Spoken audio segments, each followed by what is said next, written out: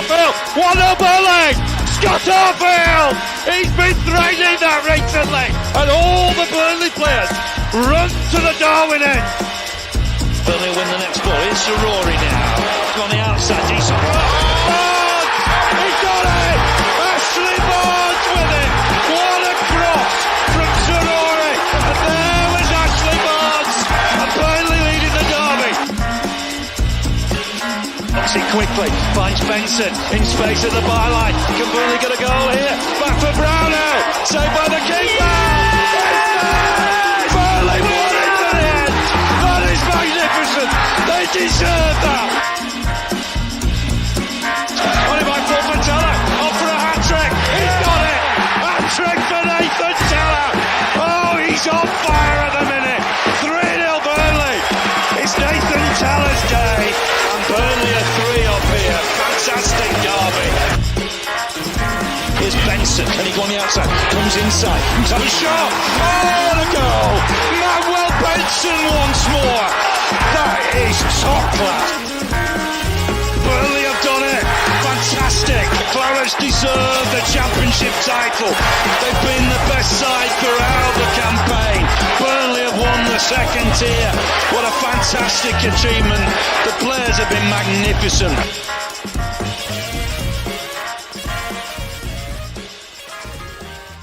Yes, hello everybody, welcome along to the channel. This is TurfCast and welcome to an episode of the big debate here on the show. Of course, Scott Parker was announced as the Burnley manager yesterday, official. We've known it's been coming for a while, but yesterday the club made it 100% official. So I'm here with Chris and I'm here with Andrew, and we're going to be looking at Scott Parker, what it means to Burnley, what we can expect from the future, have a look at some of his signings in the past and how we feel about it. But as usual, get your comments coming in because I will be putting the comments on screen, just like this one already. The first comment, Parker out. He was a mediocre player and he's a mediocre manager. But then John Payne rightly says in the chat, can you not at least give the guy a chance before calling for his head? Yes, come on. Let's not be ridiculous here, lads. Parker out already is absolutely insane.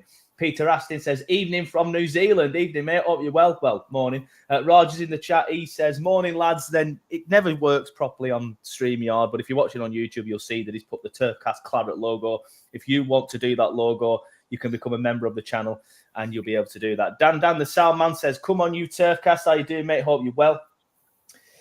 Robert's in the chat on Twitter. We are streaming on Twitter today, by the way, for the first ever time, because I've never done it before, but with it being a big announcement, I thought, sod it, I'll do it. But we are streaming on Twitter, so if you're watching on Twitter, get your comments in, let us know that you're there. He says, it'll be interesting to see how many players like Dennis Zarori get treated by Parker. Yeah, I'm sure we'll get into that. Hopefully, all the players up their levels for this season. And he goes on to say, the talk of if Parker gets us up, we should reevaluate his position. It's ludicrous. Have we not learned from VK literally changing our championship winning squad when we got promoted and we still came back down? Give him a chance in the Premier League. Yeah, I'm sure we'll get into that as well. Jay Hartley's in the chat. He says, morning, chaps. True Red's in the chat. Hope you're well, mate. And Matthew Warren is in the chat. He says, I'm not surprised it's Parker. I do get the feeling he's agreed to work under the ALK model. Hasn't brought staff, and I don't think he'll have much say on transfers. And a big shout out to John Payne, who's just become a new member of the channel. So if you're watching this on YouTube, you'll have a little thing underneath where it says there's subscribe and join. If you want to join the channel, press join, and then you'll get all the benefits such as early release of certain shows when the season's on and stuff like that. Ginger Alley's in the chat as well, Kevin Holmes. And again, please keep your comments coming in. We'll read them out when we can. We're 6 minutes into the show and I've not even said hi to the lads yet. Andrew, how you doing, mate? You all right? Yeah, not bad, mate. Not bad. Glad we've finally got a manager now. Yeah, looking forward to the England game tonight. Just to quickly go off on a tangent, or are you a little bit worried? I'm ready to see Amdouni score his first goal of the tournament and knock England out. But typical, wouldn't it? It would just be typical. Yeah. Obviously, as well, top right, you can see Chris. You'll know Chris if you're a regular on the channel from the fan reactions, which is first time doing a live. How you doing, mate? I'm good, mate. Dreading the England game tonight, though. Must admit. Yeah, same, mate. I'm actually working, but obviously working in TV, I can watch it at work. I'm just thinking, I'm just going to be in a foul mood. I'm going to be in a foul mood later on because I just can't see us doing anything. But let's stick with Burnley. I'll keep with you, Chris, seeing as I'm talking to you now. What are your initial thoughts on Burnley appointing Scott Parker as the new Not manager, sorry, head coach. Content. He wouldn't have been my first choice, but I think we can all say that. But just content. I think for what we like the ambitions are this season, which is obviously to just get straight back up.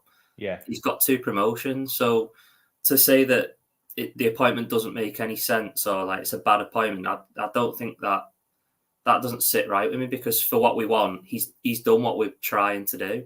He's got a proven track record in the league, and that obviously that doesn't guarantee his success.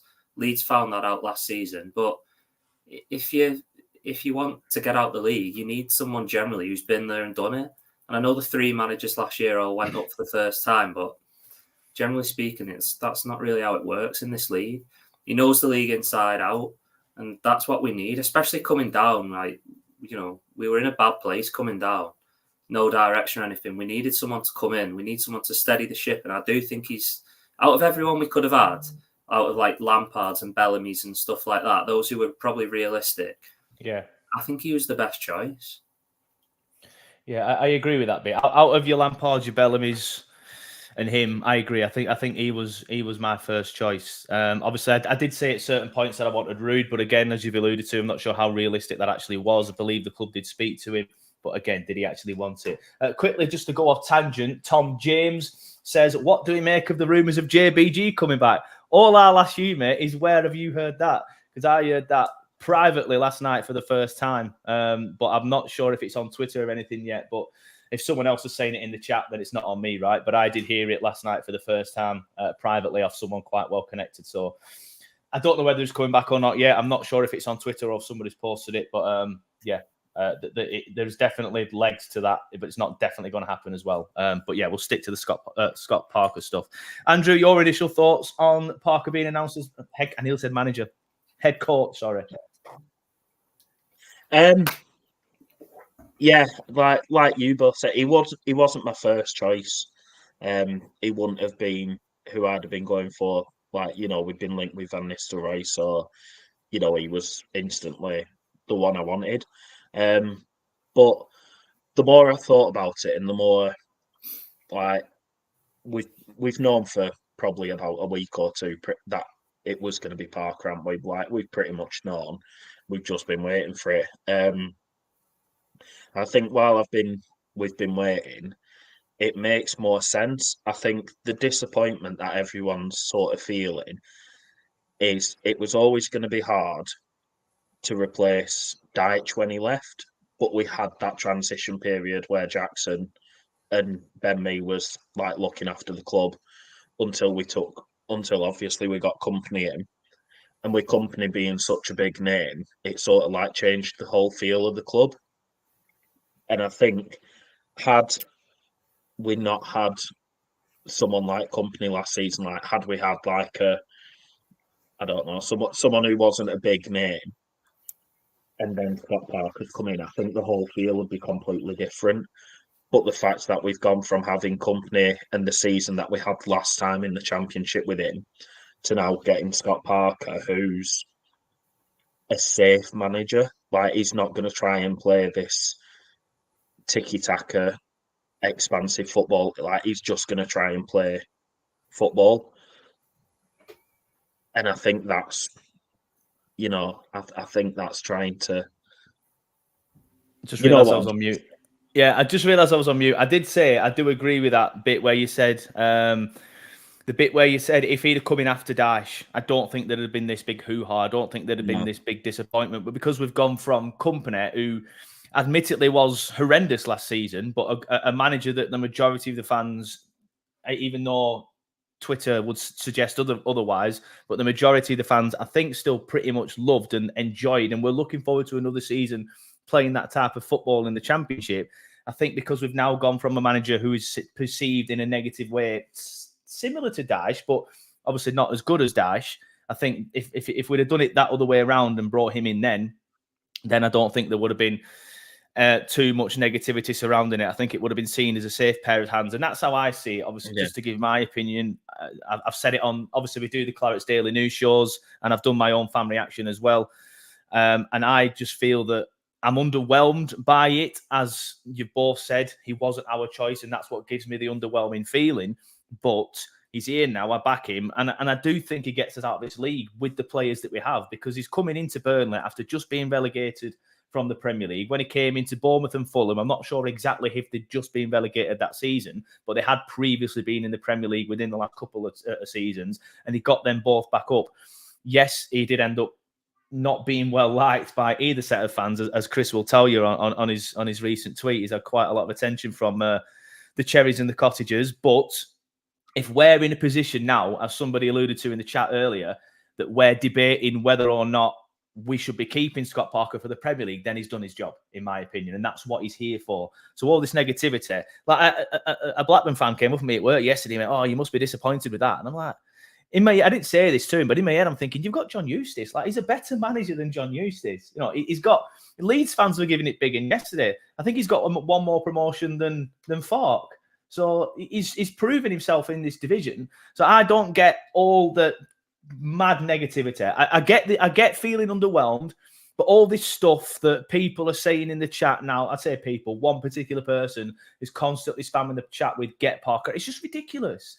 Saying that now is just ridiculous. Give the man time. I know I've alluded it to on my fan reaction as well. Somebody said I think the guy was clout chasing, if I'm being honest with you, but somebody did say on Twitter that he wants us to get beat against Blackburn because he wants the fans to turn on Scott Parker. I'm like, you are an utter moron, mate. No actual Burnley fan will think that. But keep your comments coming in. I'll get back to the lads in a second. I saw John Robertson in the chat earlier. There he is. He says, "Good morning, all. Parker has grown on me. We need a bit more pragmatism bedded in around the squad of huge talent and sometimes slightly naive youngsters. Could be a very good fit. Keep Burge."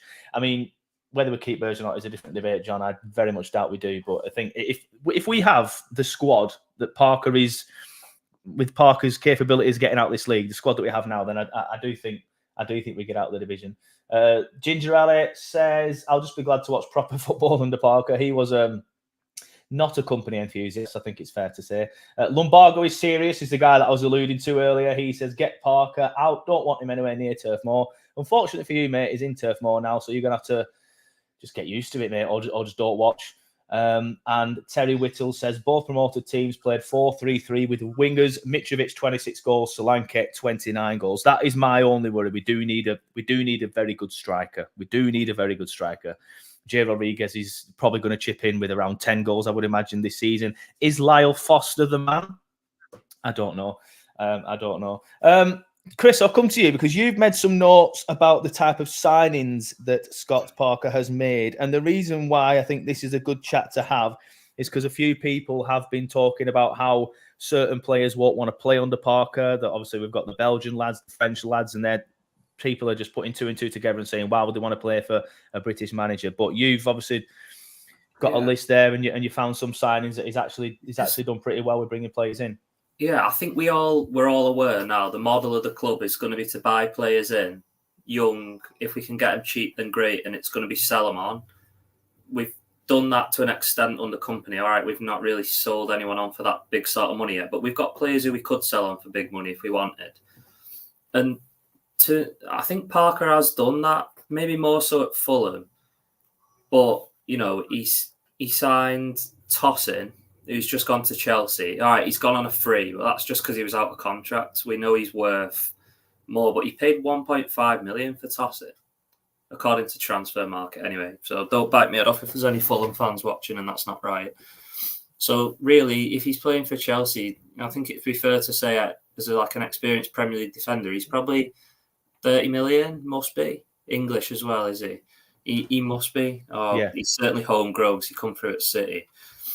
He signed Marcos Senesi at Bournemouth, 31 Premier League appearances last season. He signed Tavernier, 30 Premier League appearances. Decordova-Reid, 33 Premier League appearances. These are all last season.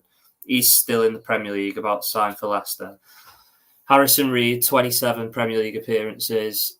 He's had Ola Aina at Fulham, who was in the Prem with Forest. He had Mario Lemina at Wolves, who did well last season. He signed Anthony Robinson for like a nominal fee from, I think it was Wigan. He's been linked with Man City.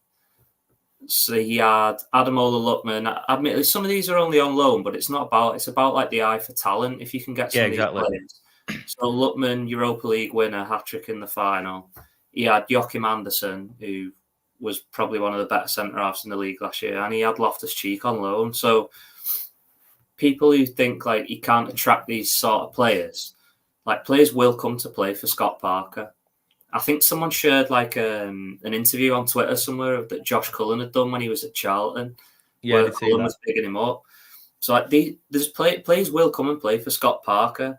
If you sort of talk to Fulham fans, they'll tell you that's not the case, and Bournemouth fans because his football's dire. But I think from my experience of like bits of watching his teams and when we've played against them, they've always played like nice football. But Fulham fans and Bournemouth fans will tell you that he's defensively minded. Now, what was our biggest issue last season? Yeah, good point. Back. So if he can come in and we can still play that bit of football, but we can shore up at the back, which he will try and do. He's not stupid. He'll have watched us last season and he'll know exactly what went wrong. If we can shore up, we've got players to win games. Like we've got Benson. Like someone said about Mitrovic, which he scored 26 goals, which he did. But when we went up with Company, we didn't have one player who scored over 20 goals, I don't think, in the league. It was Teller top scorer with like 18, 17 perhaps. Yeah, Teller was. We've got game winners across that pitch. If we can keep hold of Zarori, which he will want to do, because he'll have seen him in the Championship. Zarori, Benson, if Foster can get his act together, like he'll bring players in, Odeberg, like Koleosha. We've got players. Yeah. Like if he can shore us up at the back, people say, "Oh, you need a Mitrovic." We've got enough players going forward. If we can add a bit of spark in midfield, we've got the players. But he'll come in and he'll shore us up at the back. So I suppose I've deviated somewhat from the transfers, but that's a pretty that's an impressive list. Yeah. It's interesting, obviously, as well, because people are saying in the chat that we need a striker, and I did say earlier, I do feel like we need one. I agree with the fact that we do have quality all over the pitch, but does Parker's formation, because I'm just looking at it now on Total Football Analysis magazine, never heard of it before, if I'm being honest with you, but they say he plays like a 4-2-3-1 style. In possession, Parker sets his side up in a 4-2-3-1 formation, utilising a double pivot, which is obviously where the comparisons to Southgate come to. For the majority of his football seasons, usually pairing, this is obviously from his time at Bournemouth, pairing has been Lewis Cook and Jefferson Lerma. Does that formation suit more of a out-and-out striker rather than quality all over the pitch, do you think? It may do. If he knows that better than me, if he knows we need a striker, he'll bring a striker in. I wouldn't be worried about like when people say about double pivots and all that stuff. Like these players will be used to playing that in the Championship. Last time we were there, if it was Cullen and Cork, it was Cullen and Brownhill. Like the both pairings that we used that season were along that way. We've never had someone who, I wouldn't say where we had one out and out holding midfielder and then two sat right in front of him. I don't think that'd be something new to these players. Like Parker knows how to shut up shop. Well, that's convenient because Company didn't. So that's where we went wrong last season. And perhaps Pace knows that acutely. If we can play good football and defend, we'll have no issue getting out of that league. Yeah, I agree. There's a comment here from, again, the guy that was being a bit of a hard work is the word I'll say earlier with the spamming of the comments, but I do agree with this comment. It says, with the players we have right now, Parker needs to play more attacking football. I agree with it in a sense, is what I meant. But I feel like, as Chris alluded to there, if we can play how we know we can play going forward, but also defend well, then we will get out of this division because we have the players to play good football going forward, whether it be counter-attacking football at pace after sitting back or possession football and constantly grinding teams down. We showed we could do that last time in the Championship. So I am quietly confident with the squad that we have and with the manager that we have because of the record that he's got in this league.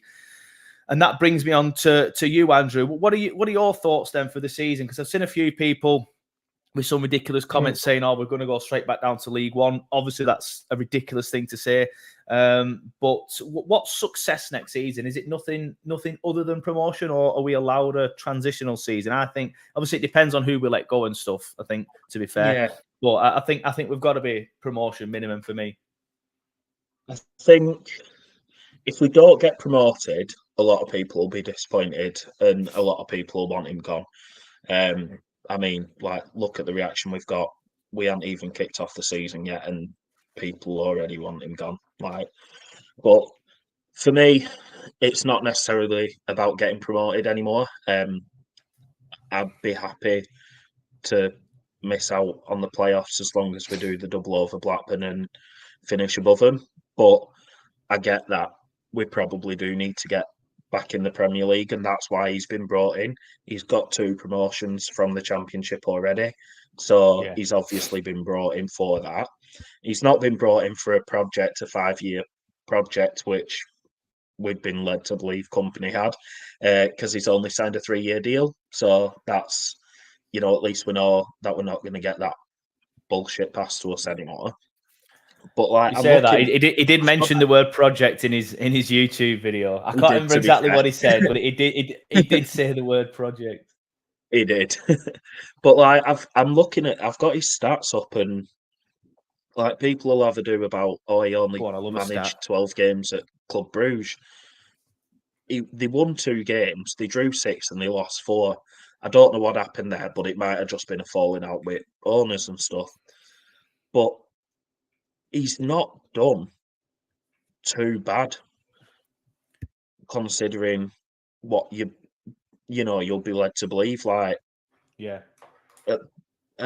Fulham, he won 37. He played 105, won 37, drew 25, lost 43. Bournemouth played 55, won 28, drew 14, lost 13. He's not done awful. I think we will go up. I think top 2 will go up automatically this season. But for me, I'd be happy with transition and just putting in a fight more than last season and shoring up that defence. Yeah, fair enough. Chris, your thoughts? What would be success in his first season? Is it promotion minimum, or would you be happy with what Andrew just said then, a bit of fight, maybe showing up the defence and not being too far away?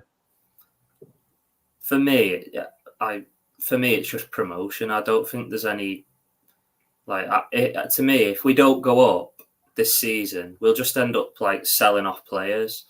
It'll just be, if we might sell 2 this year, then next season it'll be the next 2, and then if you don't go up again, it'll be the next 2, 3, until you just end up like Stoke and Blackburn. And you've got to get, to me anyway, you've got to get out of this league ASAP. There's no, you can't afford to stay in this league. You miss out once, and then there's even more pressure next season. There's more pressure on the manager if it's him. Because if we don't go up under Parker, fans will hound him out. Fans will hound him out because a lot of them already aren't happy that he's coming in. But, he's got to get a chance. And I do think we'll go up automatic. I just can't see... I just don't look at that league and see anyone distinctly better than us. I mean, you can argue Leeds. They've had a year together as a team with a manager and stuff like that, but I just can't. I just don't see it. Yeah, I think Leeds are the only worry. Luton as well. Luton, yeah.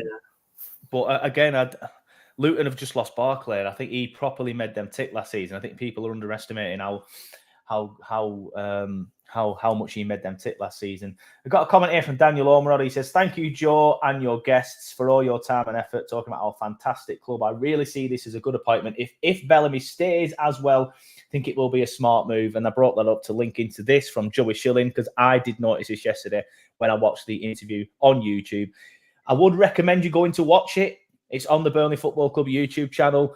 But obviously wait till this stream's finished. Don't leave this stream and go and watch it. Watch it after this stream. I would put it on now for you because I can do that, but I'm not sure how the club would feel, and I don't think they are massive fans of TurfCast, if I'm honest. But anyway, Joey Schilling says, in regards to the interview the club posted, I found it interesting that Parker spoke about speaking to VK and Bellas whilst VK was here. A bit random that, isn't it? But he came across extremely well and impressed me. I agree. When he said that, he said, I've been talking to previous management and Bellamy, because I know Bellamy very well from a time at West Ham. So that's how he got onto it. The interviewer said, you know people here? He said, yeah, I played with Bellamy at West Ham. I've been chatting to him for the last couple of years, actually, getting my perspective on things that have been happening at Burnley, he was basically saying. And I did find that quite interesting. I don't know about you, Andrew, because you seem like you want to say something, but I agree with that. I felt like that was interesting. I think he applied for it last time when we got company. And because the way he said it, he said like when they first took over, he was speaking with Bellas quite a bit. I think he applied for the job last time. I reckon so as well. And he's been keeping an eye. So I think that's obvious, good thing for us because he's been keeping an eye on us. Yeah. He'll have his ideas the first time round, and now he can implement them. But he's had 2 years' experience to get that chance. So yeah, I think he applied for it first time round, and that's what's very interesting to me. I agree, but I think the main point as well from this as well is that he's got a good relationship with Craig Bellamy. Now, I know Craig Bellamy's applied for the Wales job. I know he's had an interview for the Wales job. So if Wales turn around and say, do you want the job? Then I presume he's gonna end up going. But why would they give it to him? But again, why did they hire the last guy? I forgot his name off the top of my head. But it'd be interesting to see what they do. But I think it tells me that Bellamy is very likely to stay, as the reports have said for the last week or so now, to be fair. But it's looking like Bellamy's staying, isn't it? I think, Andrew. Yeah. And it's obviously a good thing, keeping Bellamy around. I know, obviously, he's not. I did think that last night. I did wonder. No, it's obviously a good thing keeping Bellamy around from last time, season and season before. If he's got a relationship with Parker, that's even better. I agree with that. Yeah, I'll come to you in a second, Chris. I just want to discuss these comments. Chase the Dream says Joe looks like Scott Parker with a mustache. Do I even have a tash? I just haven't shaved. It's just stubble.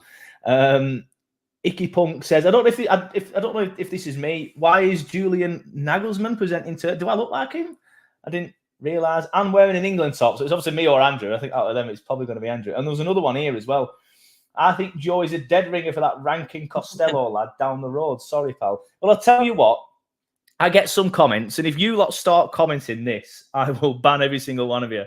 I get some comments sometimes on a 60-second review saying I'm a B-Tech Mr. Beast or Mr. Beast from Wish. And then when that Bevo idiot started chewing food on TikTok, people started saying I look like him as well. So I'll tell you what, I'll take Nagelsmann and Scott Parker out of them two, because at least Scott Parker's a bit of a handsome chap. I don't know. I saw some Burnley fans tweeting that last night. Obviously, women saying, "Oh, he's got, at least the manager's handsome." And we're like, fair enough. So Burnley versus Luton should be fun. The first manager we've had in 12 years that's got a full head. The first manager that we've had with hair since 2012. And I tweeted this. I saw it on.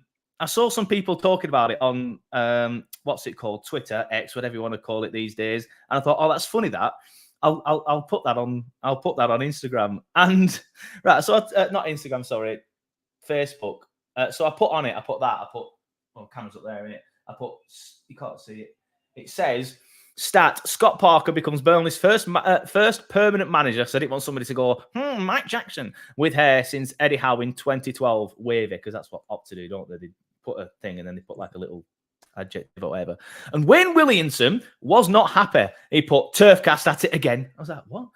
And then so I just put a laughing emoji and put surprise you've not banned me. I'm like, what are you even mourning for, you idiot? But yeah.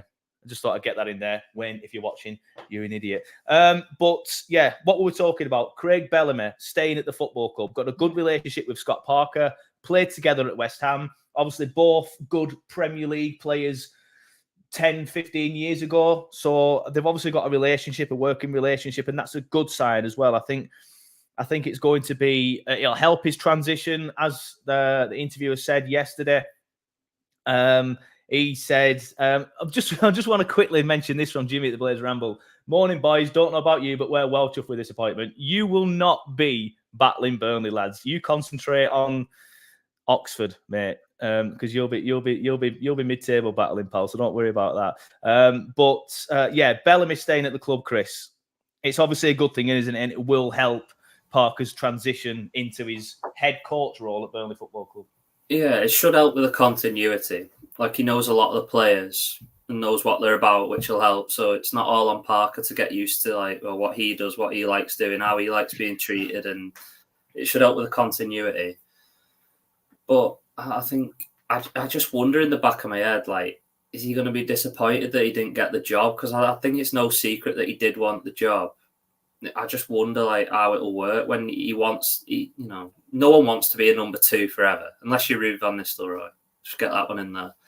So yeah, I don't know how that's going to work long term. Is he going to be happy being number 2, or is he going to want another job? I guess that's what even is his role going to be as well? Because we've got assistant first team head coach already. So what's Bellamy's actual job title going to be? I don't know. Same with Mike Jackson. I mean, I could be wrong, but I'm not sure. I know many managers where they've got 3 assistants.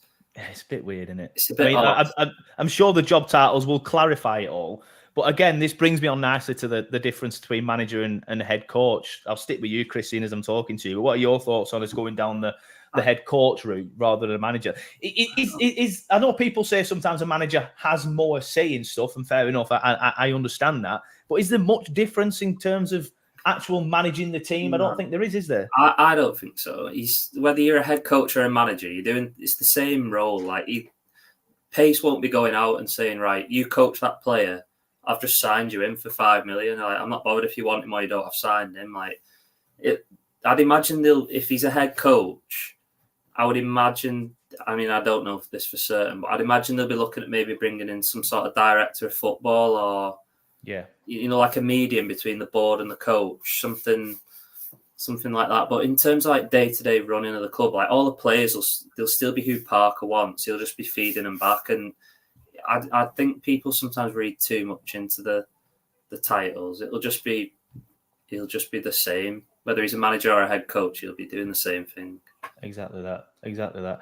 True Red says relationship between Parker and Bells is key because they're familiar with each other from their playing days. Yep, agree with that. Claret Ronnie says keeping Bellamy is sensible. Keeping familiarity, tongue twister for me, that will help massively. Saying that, I don't see Craig Bellamy being here all season. Interesting. Like I said earlier, if he gets the Wales job, then I do think he leaves. And another comment about this JBG. Like I said earlier in the chat, it must be on Twitter now or something, but I haven't seen it. There are a few people I've muted and stuff, so maybe a few people have actually blocked me as well.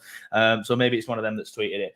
But I did hear something yesterday from somebody quite well connected at the club, as I've said, about this JBG. Now I've got another comment in the chat, so it's interesting where this has come from. But John Robertson says, is it fair to say Jay signing an extension after VK left, rumours of JBG returning and Bellamy leaving under a cloud and coming straight back, all hinting at poor relations with VK in the end? I think a few people have alluded to that as well, John, in fan reactions and stuff and stuff like that. I do feel like the atmosphere had turned pretty sour at the club or under company. I think that's pretty obvious with even just the way we were playing and the fact that none of the lads really looked like they could be arsed anymore.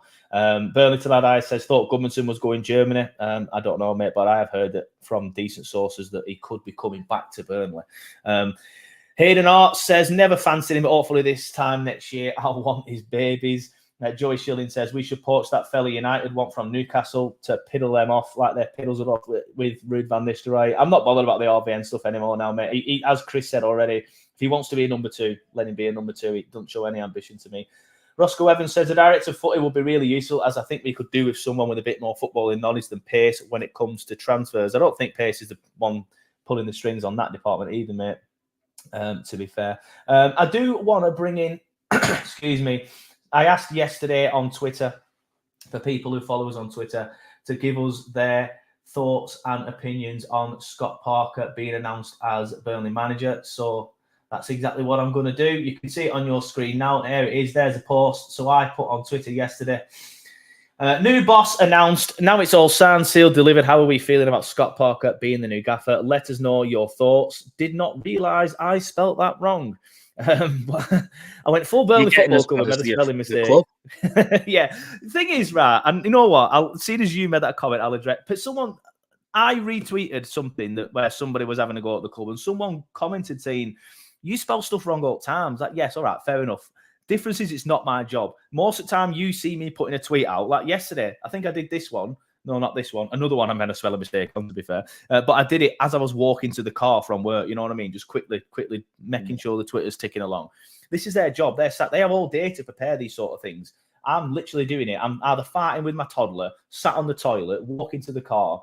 We should be better as a club with that sort of stuff. But anyway, I'm not here to debate that. The one that annoyed me were the fixtures announcement where the video was just mental anyway. But they spelled August wrong for when we play Blackburn.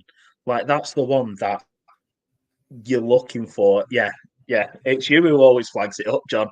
But yeah, I didn't say that, that's John. It's not me that's throwing you under that. that bus there. I just thought I'd put that comment in, but yeah, it is John. Grammar police are here. Yeah, grammar police. But anyway, let's get into the comments. Parker's Cardigan, he said, really disappointed there was no announcement about Jackson and Bellamy tonight. Feel it's important they stay and support him. Hope their future are clarified positively soon. Unless there's been something this morning, I agree with that. But I did go on to put a comment. It sounds like Bellamy, as we've spoken about already, he speaks very highly of him in the interview on YouTube. And if you don't know who Parker's Cardi is, he was company's cap. So he's changed his name, which is good to see. John Robertson, who's this handsome chap? But he says, I've really come to terms with Scott Parker recently. Was a very good player, and his style, whilst not always full on attack, has a pragmatism that our young and very talented squad will benefit from. Could be a very shrewd appointment. First job, get some experience into the side. Yeah, Chris especially mentioned that earlier, so it's a good point. That Jordan Rushworth says you can see why Parker was chosen in the end. A quick glance at the CV and you can see 2 promotions, and from listening to his comments following his appointment, you can talk a good game. I agree with that. As I heard a lot of stuff about him doing very well in the interviews, and after watching his YouTube video last night, I understand why he's done very well in the interviews. He's obviously charismatic. He's obviously got something about him. They're all media trained, these guys now, right, from a very early age anyway, so you would suspect.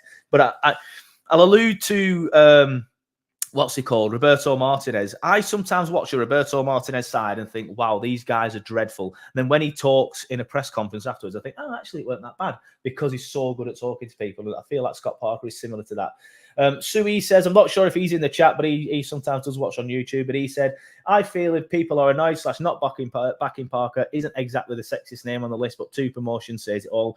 I'm just concerned that they were only looking at managers who were unemployed. Burnley is a very appealing job, so they should get the best person. Mike FC says, let's get the F on with it. There's work to do. Gary Wilson says, happy enough, has to be given a chance. Came across well in the interview, admitting there's definitely a challenge ahead. And we did get a lot more comments, but unfortunately, I can't read every single one of them out. So we do appreciate you responding to that. Thank you for those who commented and stuff. If you want to follow us on Twitter, just search TurfCast Podcast on Twitter and it will be there. But Chris, are you kind of like me then, a bit underwhelmed with it, but now it's happened and it's looking like it's been happening for a week, as John said on Twitter, sorry. You're kind of just coming around to it now. Now you look more into it, it feels like more of a fit, or is that just us just forcing ourselves to get used to it? No, I think it's just coming round to it. I think like I said at the start, his appointment makes sense. And if the other options were Lampard or like Bellamy, you've got no experience or anything like that, then it's just logical. I think of the ones who were realistic, it was the most obvious one. I just, there's not really much else to say other than that. I think you've just got to accept it now and get behind him. Like I said on Twitter, and took a bit of stick from it from Fulham fans, like, one thing I will say, just don't listen to, if any Bournemouth and Fulham fans tell you his football is like dire or like the rubbish, just don't listen to it. Just form your own opinion. Like look up his signings and look up like his 2 promotions and stuff like that, and you'll see why. Like the club have hired him. These guys probably just like watching the game after 7 pints at a weekend, so they probably don't know what's going on anyway. So just like form your own opinion of him. If you're not happy, that's fine. And in 6 months' time, if we're 14th in the league, you might look and say, oh, well, they were right, but I don't think they will be. Just form your own opinion, watch us play, and then give him some time and decide from there. But don't let them tell you what to believe, because they'll have you think he's like the second coming of Brian Laws. It's interesting though, isn't it? And I'll stick with you, Chris, because it were you that they were all commenting on. It's interesting why they all think that. Do you? There must be a reason why they've all... I mean, to me, my personal opinion is it's because they've gone up and they want to play this new brand of football that everybody's playing, and Parker doesn't play that way, and then he gets found out in the Premier League, and that's obviously their last memory of Parker being found out in the Premier League. But like I said earlier, if we get to the Premier League and he does get found out, I'll take that because we've been promoted. They both ended up staying up when they got rid of him, to be fair, which is another debate. But if we're in that position, obviously I'll be happy. But why do you think they all think like this? Do you think it's just because their last memory of Parker is getting dicked every weekend in the Premier League? I think so, yeah. It'd be the same with company. It'd have been the same with company. If we come down this year, no one would have been like thinking about last year. You'd have thought, well, he took us up with 101 points. we're going straight back up here. So it shouldn't be any different with Parker. Yeah. He's like, 2 promotions in this league.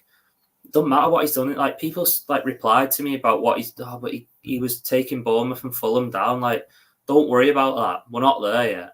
Just worry about getting out of this league we're in now. And he's done it twice.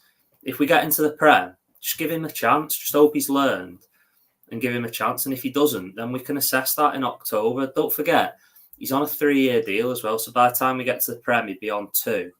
And then by the time we're into the season, he'll have like 1.5 left, something like that. So it's not like Company where he had 3.5 left last season and you can't afford to sack him. So that's why he's not got a 5-year deal for me. I think they've learned from the lessons. Yeah, I do agree with that. Just give him a chance. That's what I'd say. Give him a chance. Don't let someone put you off before we've even seen what he's capable of.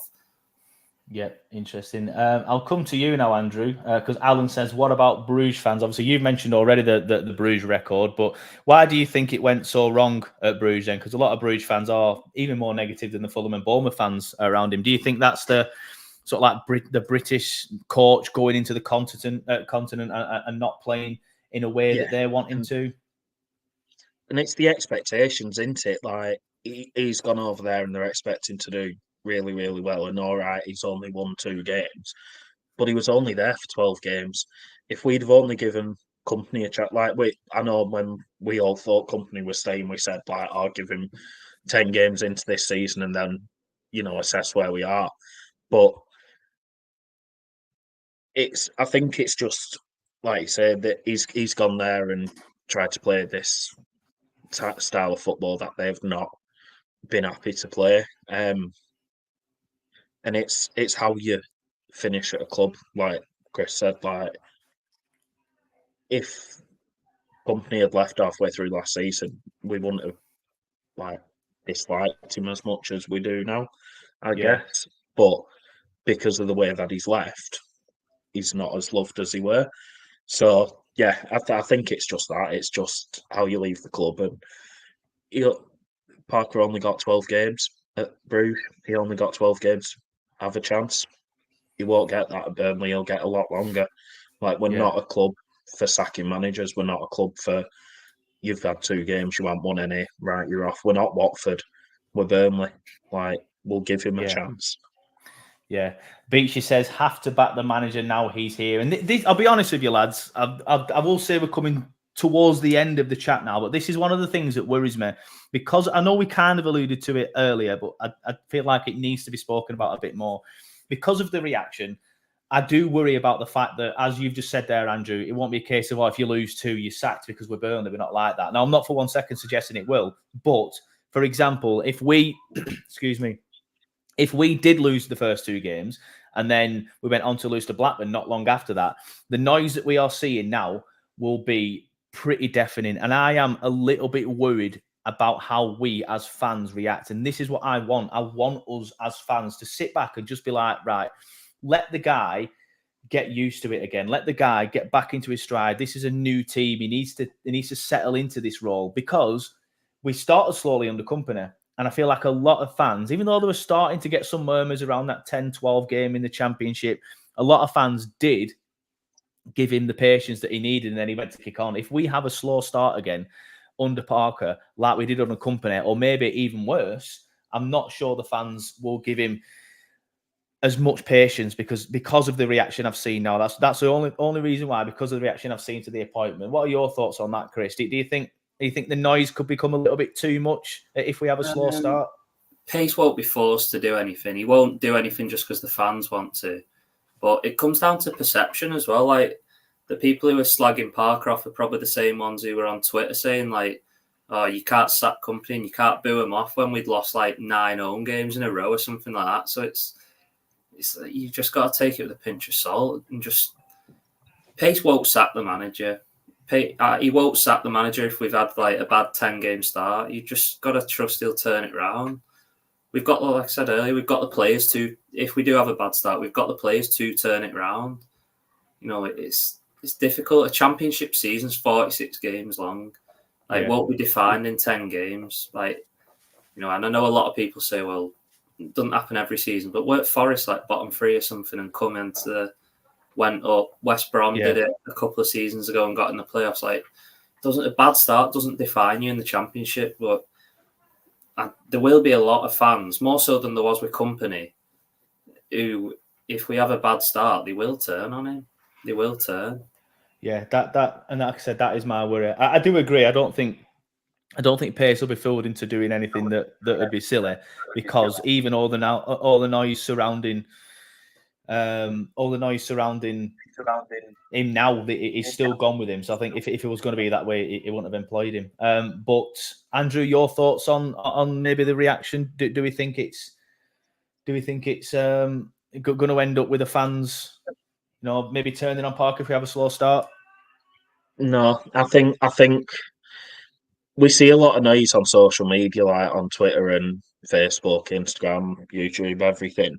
But it's only a small portion of the fans. Like, I know that there's going to be murmurs, like there will be if we lose our first few games and then lose to them lot. There will be murmurs, but it's social media. It's not the whole set of our fans. I think it could have got toxic with Company towards the end of last season. Like, it really could have done, but it didn't, because again, that with that sort of club, we back our manager. That we saw a lot of people slating Company towards the end of last season, but there were no one really at the match chanting it. It weren't like a Brian Laws situation where we're outside shouting for his name, like shouting for him to be sacked. But I was just trying to see then, like, how long it took. Like, where did we finish when we had Deitch his first season? First season, I think we were 14th, weren't we? But he came in. Did he come in like October, November? To be fair, I think his first full season he took us up, but he came in like October, November. To be fair, but there was no expectation back then, was there? That was the difference. There was no expectation when Dash came in. But then half the season, we didn't play that well. I think we just managed to stay up or something in Deitch's first, like, not his first proper season, but like when he'd come in that October. Yeah. And then look what happened there. Company, we didn't have the best starts, but we did all right. I think when Coyle were our manager and we got the playoffs, we lost the first match 4-1 to Sheff Wednesday. When it 3-0, but we did get beat. Ipswich were 3-0, weren't it? I think, yeah, Ipswich. But I do remember. Yeah. I think didn't we lose the first two? Ipswich with that one where that parachutist landed on roof. They lost because I went to that one at Hillsborough. We lost the first one against Sheff Wednesday. I can't remember what score it was. It might have been 4-1. Then we lost against Ipswich 3-0. Then I think we drew against Palace at Selhurst Park when they had 9 men. And I remember thinking, wow, we are dreadful. We went up anyway. Yeah. So, like, we've got to give him a chance. It's shit that we got Blackburn so early on. I agree with that. Because it doesn't give him that chance to bed him. But, I mean, they're dog shit anyway, aren't they? So I know this will get clipped up if they beat us. But don't worry, mate. I've blocked most of Blackburn fans, so I don't think they'll get a chance to see this. To be fair, and to be fair, like, as well, he likes his old clubs and getting loan players from his old clubs, doesn't he? So I'll just have a sip of my drink. Yeah, he likes his old clubs. Obviously, Chris went through his. If you've come and joined the stream late, Chris did go through his signings earlier. There was some very good loan signings in there. So fingers crossed we can utilise them as well. One thing we haven't talked about, and I'll come to you first on this, Chris, because someone mentioned it earlier in the comments, is some of the players that Company had ostracised. Your likes of Muric, who, to be fair, I don't think will be here when the season starts, but again, we'll see. But your likes of Muric, your likes of Benson, your likes of Zarora, your likes of Twine. Do you think these will get a new lease of life under Parker and may want to stay at the club, and Parker may want to utilise them a bit more? I can't say for definite, but if, like you said about J. Rod signing a new deal, if Gudmundsson comes back, I think it tells you something was probably wrong before. And these lads will know, in these group chats they have and all this sort of stuff, they'll know what's coming with Parker. Like, these lads aren't soft. They've all got agents who know agents, and they'll know what's coming. They'll be able to make their own decisions. But knowing he's got 2 promotions out of 2, and that we are going to play decent football, a lot of them I think will be happy to stay. Don't forget, a lot of them have come from abroad as well, so it's like it's difficult. You've been here 2 years, you're settled. What do you want to do? Do you want to up sticks and go back, or do you want to move over here again? I think you'll find a lot of them will stay, especially the ones who were like you said about Benson, Zaroury, Twine. Maybe not Twine. I'm not sure about him. I can't see him staying personally, but Benson and Zaroury I do think will, and then they'll have to sell some. Some will have no choice. Burge, maybe, I don't know. There's lads who just won't want to play. Will Amdouni want to play in the Championship? I'm not sure he will. Tressor certainly won't. If Mike Tressor stays at Burnley, I will be amazed. Genuinely amazed. That's the Mike Trezor who we haven't seen on any training pictures or anything as well. So yeah, he's going, I'm pretty sure of that. 100% he's going, yeah. He's been playing in the Champions League, though, like 2 seasons ago, so he's not going to want to play in the Championship, is he? But just going back to the question, I think you'll probably see a lot more will stay now because company's gone. If we'd have gone down, it'd have been an exodus, I think, personally, with players, especially after last season. It'd have just been another massive transition, 15 out, 15 in. That's what it would have been if he stayed, but I don't think it'll be that bad now. Yeah, no, I agree. I'm looking forward to seeing some players get a new lease of life, and obviously, hopefully, Parker bring in some new players as well. Obviously, there's the Lucas Perez as well. Parker's meant to be having that done, sorted. It's already sorted. Apparently, we're just waiting on the announcement. But Andrew, I'll come to you. Your thoughts on some of these loan players as well? I know you're big fans of. You're a big fan of Benson and Zaroury and stuff. Are you hoping that they can get a lease of life as well under the new manager? Yeah, I think Benson especially. Maybe not Zaroury as much. I think they both will. But Benson, he didn't go out on loan at the end of last season because he wanted to stay and fight for his place. That's not a dig on Zaroury or anything. That's we were told Benson was staying because he wanted to fight for his place and wanted to play in the Premier League. He basically got shafted by a company. This was the lad who got us to the Premier. He won the game at Ewood. He won us the league at Ewood Park, and then wasn't really given the chance in the Premier League. Him, Zaroury, Roberts, these players who were important to our promotion season, then weren't given the chance. They're going to turn around and look and they're on 5-year contracts, weren't they? So they're only 2 years into that. I think did Benson sign an extension as well last year? They're only a couple of years into the contracts. So they're going to turn around and go, right, well, we smashed it last time in this league. We know this league. We can get promoted out of it. And the next season, we can have a chance at staying in, playing in the Premier League, and it's not going to be a mass exodus. It's not going to be right. Loads of you lot off. These lot are coming in and replacing you. It's more of a right. You got us here. Let's carry on with you lot. So I can't see like Chris said. I can't see Tressor staying. I'd be surprised if Amdouni does. Audebert won't be a Burnley player in 3 weeks' time. I'm pretty sure. While you've been talking there, I've made a list of, we're saying it's not going to be a mass exodus. And I agree, even though the list does look quite big, it's players that we all are expecting to leave is what I think will leave. So Trezor, I think we all agree that he's 100% leaving.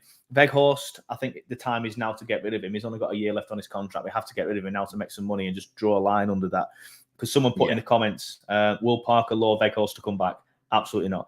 Weghorst does not want to play for this football club. I can't see Trafford playing for us again. Do any of us want him? Well, there are some people on Twitter that do. Muric, I would love Muric to stay, but I don't think he wants to come back. Then you've got Audebert, then you've got Burge, and then Amdouni's a weird one. I do think he leaves, but who knows? I think he will want to leave and probably go back to the continent. But I was just thinking, who's actually going to want to buy him? But a club on the continent will buy him because he's an international, so be interesting. They're the players I expect to see leave. Burge, I'll be upset about. Audebert, I'm expecting. Muric, I'll be upset about. Amdouni, not really bothered. The rest of them, they can go for me. So they can leave, and then obviously Parker can bring his own players in, get used to the system as well, play his system and get the players used to the system. So I agree. It's not a mass exodus, but it's some players leaving that makes room for new players and brings in some decent money as well. Obviously, you were saying earlier, weren't you, Chris? Like, we've got some players that are going to be leaving that will come in on decent money. Then it gives Parker the chance to bring in some of his players as well. And just a comment as well there from Robertson. He says, Cholanov, Bassey, Twine, Egan Riley, McNally, like they're, yeah, all right, fair enough. They are players who play for us. But again, I didn't even think of them because they, I've not seen any of them for ages. But what are your thoughts on them players potentially leaving, Chris? I think Egan Riley, I wouldn't get rid of Egan Riley. When we signed him, I can't remember what game I did. I was speaking to an agent, and there was a lot of clubs after CJ Egan Riley when he left City. A lot. Yeah. And I'm talking Champions League clubs, by the way. Clubs who would play like at the top of the like domestic leagues wanted to sign Egan Riley, and he come to Burnley. So not for me. Be interesting. I'm not seeing much of him. Player. He's a good player, I promise you. And he's not a right back either. He's a midfielder. Is he? Right, okay. That'd be interesting. Fingers crossed we keep hold of him then, just based on that alone. Listen, someone will probably clip this up in 2 years when he's released on a free, but I wouldn't get rid of him, personally. Yeah. Especially having lost Cork. He's very, very similar to Cork in the way he plays, I'd say that. Not saying this is good, but... John Robertson says good call, play as well as a holder. Yeah. So especially if Parker comes in and does want to play the double pivot role, Egan Riley might be the person to play that. Yeah, he'd be someone who I'd look at. I'm not saying listen, is he going to be like amazing? I'm not saying he is, but he's someone who I'd really want to look at in pre-season before I did anything with him. Yeah. What do you think about Corley Orshaw? Will he stay, says Vakas Jakub? I actually think we have a chance of keeping Corley Orshaw simply because of the injury. But clubs aren't stupid. They all talk to each other. He's obviously good enough to be in a higher level than Burnley. So if we keep hold of him, I think he tears the championship up personally. But I think at the same time, like I said, clubs aren't stupid. They'll be looking at him. Another one as well, Masengo, or as Aaron Wright rightly calls him, Masengot. He's staying. He ain't going anywhere. Yeah, he's not going anywhere, but he's another one for CM, isn't he? In the double pivot role potentially. So it looks like we're well stacked in that position. Although I've said well stacked, these are two players that I've not actually seen play a game of football. So it looks like we are well stacked because we could have, some of the midfielders that we already have playing there as well. So it'd be interesting to see what Parker does if he does use the 4-2-3-1 formation, which I believe he will do. To be fair, any updates on Corley Orshaw, Redmond, and Ramsey injuries? Ramsey you won't see before Christmas. Corley Orshaw I think is back. I'm not sure on that. Redmond again, I'm not sure. I know that Sander Berge and Ekdal and Al Dakil are all injured. So that'll be interesting. Although someone did have a bit of a moan on Twitter at me the other day saying, well, they've been pictured in training. Like there was pictured walking into Barnfield, mate. That's not pictured in training, is it? So I do apologise if there's been a picture that I've missed. But there is a few injuries out there as well, so that'll be interesting. We'll get on to, Burnley Till I Die says, Ramsey meant to be out till Christmas, but you don't know these days. I believe the minimum is Christmas. It could potentially be a full season again. But again, we'll see. That's not, obviously, I don't speak to the medical staff. I could be well off because not everything you see on TurfCast is true from the words of somebody at the football club. But predictions on the season then. Andrew, I'll come to you first. Obviously, we've got the manager in place. All right, the team could still change a little bit. But where do you think we finish then this season? How do you think the season pans out?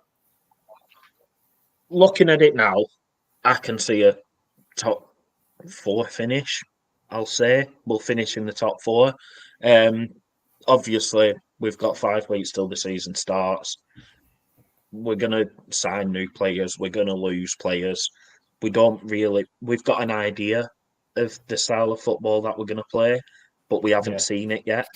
I think it's all interesting. But I'm excited.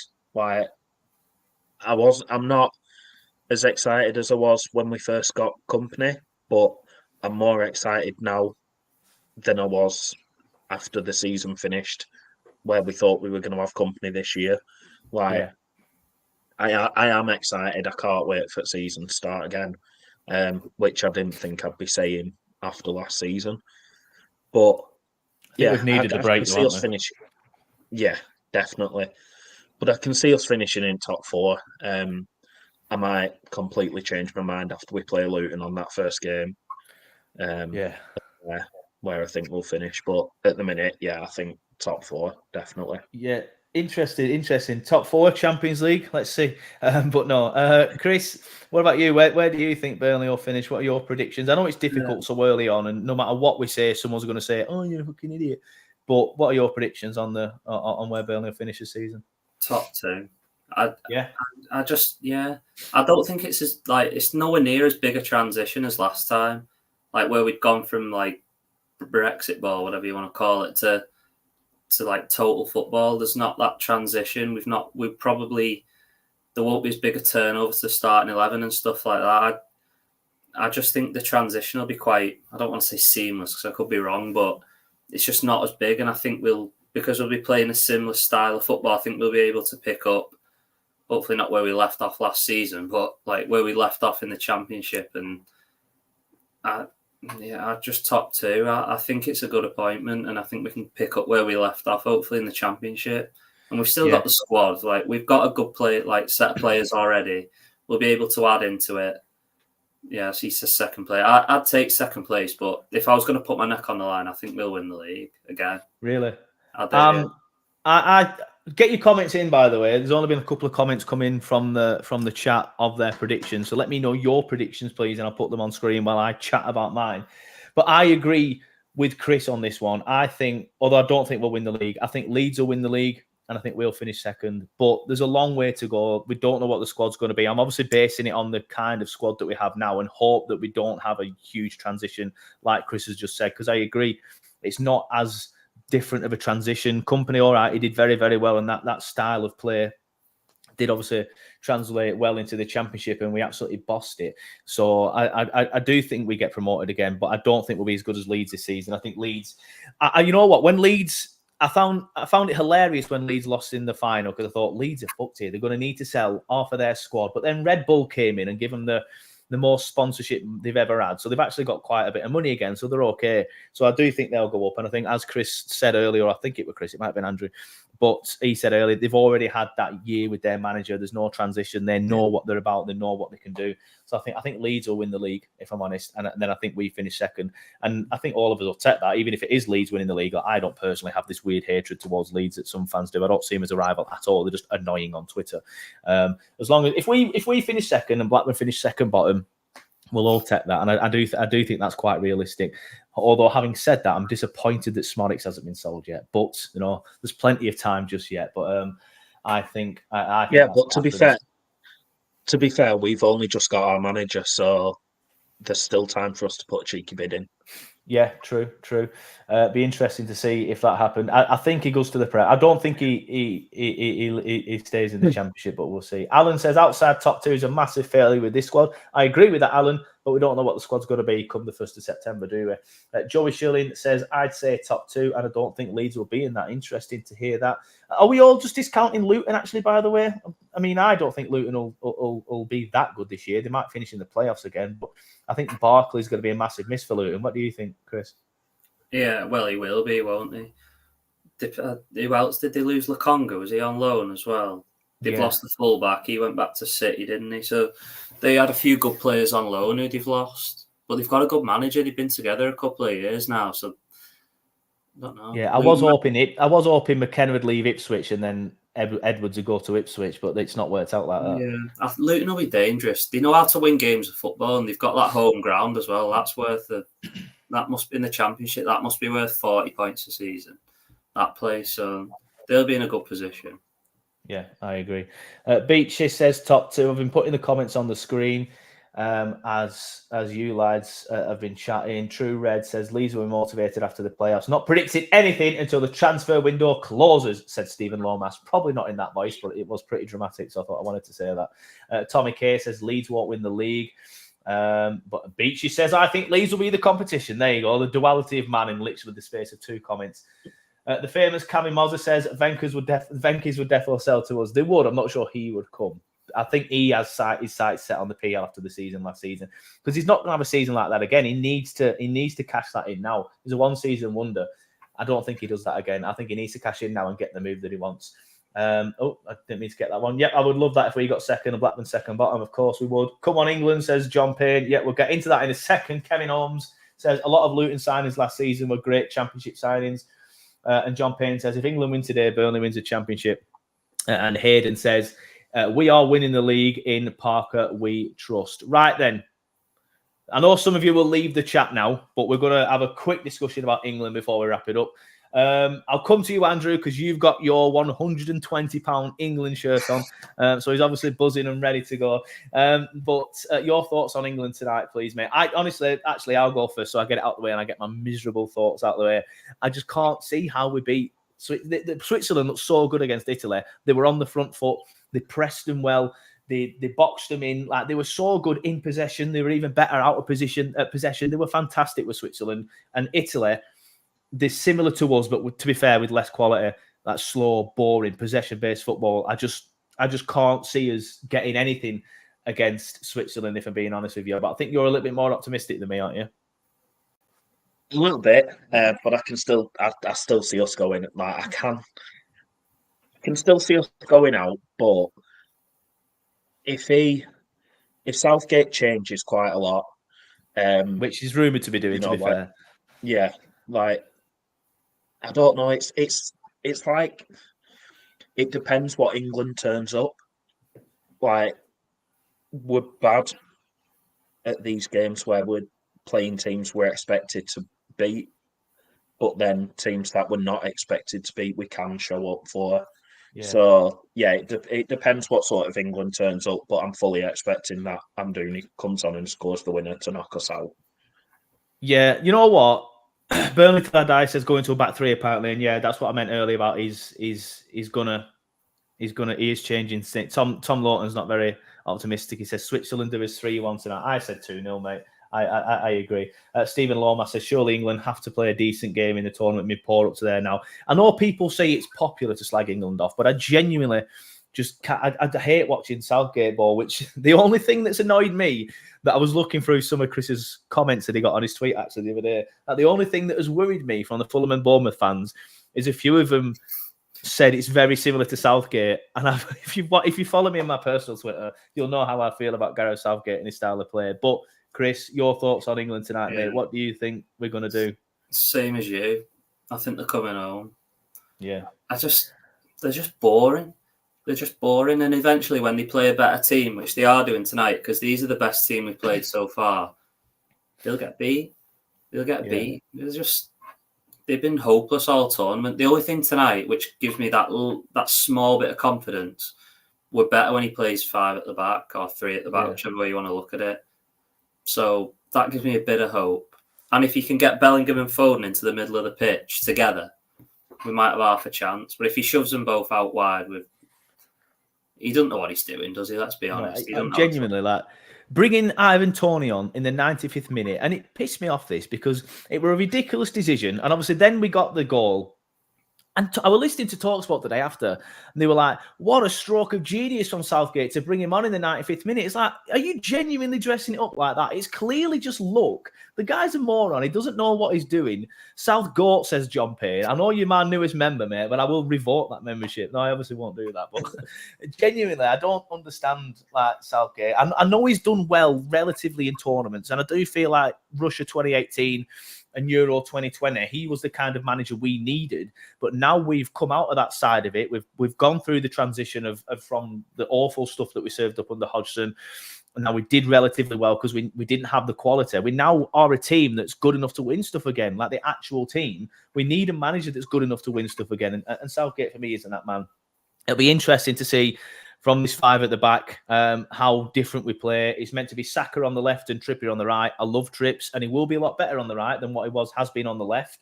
But it's got to be Trent for me, but obviously, evidently not. I understand Trippier's probably there because he feels like Trent isn't very good defensively. But in a back 5, you can get away with that. So, again, I don't know what his thinking is there, but I do think Trippier will actually play quite well tonight compared to what he's played so far in the tournament because he's on the right-hand side. So it'll be interesting. As Chaser Dream says, Southgate won nothing with some amazing talent. He won nothing as manager. I think he's done well as England manager, but he's outstayed his welcome now. He should have gone. Is it harsh to say he should have gone after the Euro final? We got to the Euro final. After the France game, definitely. 100% after Qatar. Yeah. 100% after Qatar. I agree with that. Just hopeless. He thinks Trent's a midfielder as well. I don't know where this is coming from. Like, it's just.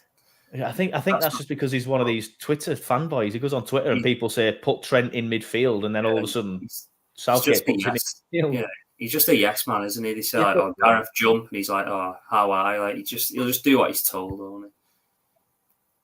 But then he's telling Kane to drop back. Like, yeah, fair enough.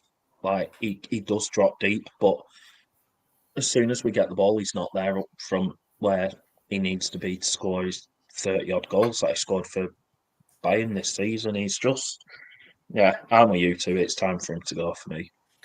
Yeah, I mean, the positive of tonight, if we do get beat, is it will be Southgate's last game as England manager, I would hope. But I think he did say that if we don't win it, he will probably leave. So that's the positive. But yeah, I agree. I think we go out. Anyway, it's been 1 hour, 12 minutes that we've been on the stream. We have streamed it on Twitter for the first time ever, which has kind of like ruined the views a little bit because I say ruined the views. They're obviously quite high, but normally when I'm on StreamYard, it tells me how many people are watching now in the top left-hand corner, whereas it's been telling me there's been like, it says it's over 1,000 people watching now. There obviously isn't, but Twitter for some reason must just keep them there. But yeah, over 1,000 people have tuned in on Twitter. I can't check Facebook and YouTube now, but thank you very much to everybody who's been watching. If you have joined the stream late, because obviously it's been on for over an hour, so if you sat there for the entire hour, I doubt anybody's done that, to be fair. But if you have, fair play to you. But if you joined the stream late or you had to leave and you've come back, when I end this stream now, it stays on all 3 platforms for you to watch back at your leisure, on demand, whatever it is you want to call it. And if you're going to go out or you want to listen to it again on Monday, we will be putting this up as a podcast pretty much instantly as soon as I end this stream. So the podcast will be there once it's gone through all the process and should be there in about half an hour. We already have a podcast on the channel, the Fan Reaction Podcast, with myself and Andrew and a couple of others who were chatting about the appointment. So that's there already if you want to listen to that. But when I end this stream now, I will upload this as a podcast as well. But thanks everybody for watching. Thanks everybody listening. A big thank you to Chris for coming on his first stream. How have you found it, mate? Yeah, it's been good fun. I enjoyed it. Happy days, happy days. And Andrew, thanks again to you for coming on, mate. And up the 3 Lions for later. Cheers, mate. We'll see you later.